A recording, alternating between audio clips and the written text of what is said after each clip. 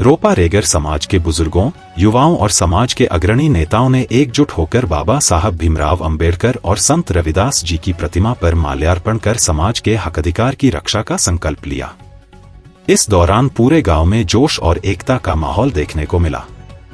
समाज के लोगों ने संकल्प लिया कि वे मिलकर अपने हक की लड़ाई लड़ेंगे और न्याय प्राप्त करके रहेंगे। रेगर समाज की जमीन वापसी के लिए लड़ाई।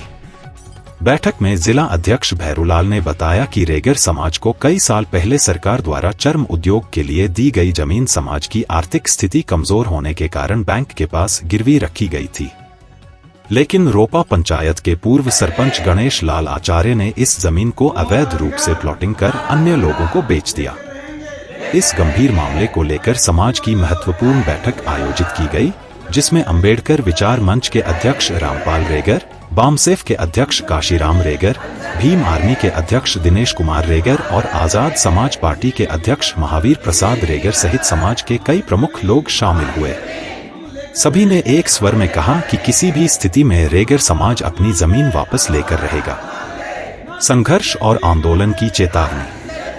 बैठक में निर्णय लिया गया कि अगर 20 दिनों के भीतर प्रशासन इस मामले में उचित कार्रवाई नहीं करता तो रेगर समाज के विभिन्न संगठन सड़कों पर उतरकर आंदोलन करेंगे और अनशन पर बैठेंगे।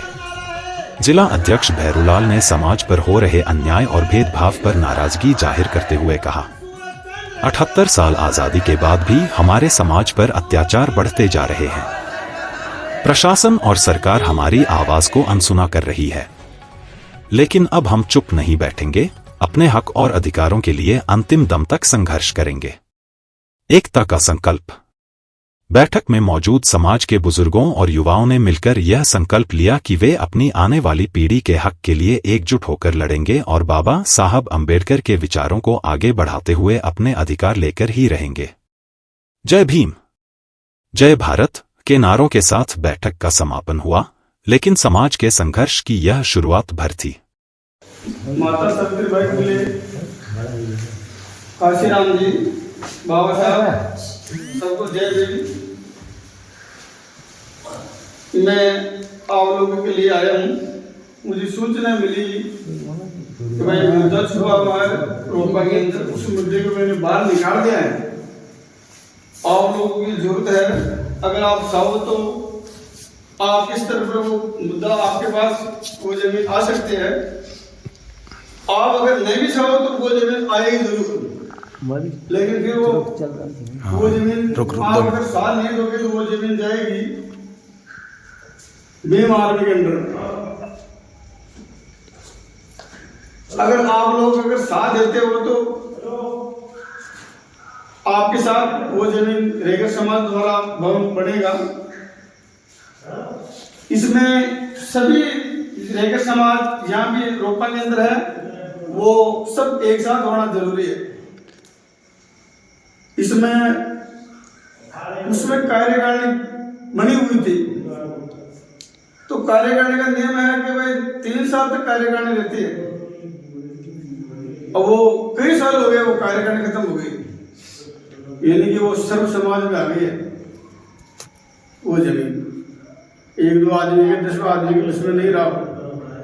अगर आप ये लड़ाई लड़ते हो कि भाई मैं 10 जना को आज नहीं रहा, तो वो गलत फहमी है। सरपंच ये चाहता है कि भाई मेरा बाढ़ भी मांगा नहीं कर सकता, ये उनकी गलत फहमी है, क्योंकि उसका सबूत जयपुर में निकल चुका है, रजिस्ट्री हुई थी उसकी, वो रजिस्ट्री बैंक द्वारा गाना है। तो न तो अब मैं बैंक में सरपंच में जमीन मांगा, अब मांगा बैंक में, बैंक लाके देगा। पर जो उसके पेमेंट बाकी है तो पेमेंट जमा होने के बाद बैंक हमारे को जमीन लाके देगा। बैंक करेगा मुकदमा दिल्ली से सरपंच पर, सरपंच जाएगा जेल, करोड़ लागो 2-5 करोड़ लागो जितने भी लागो, वो उसकी जिम्मेदारी है।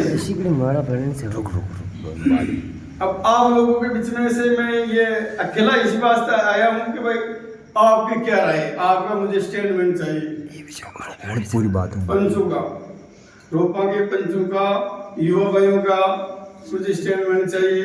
आपकी क्या राय है, आप हमें बताओगे।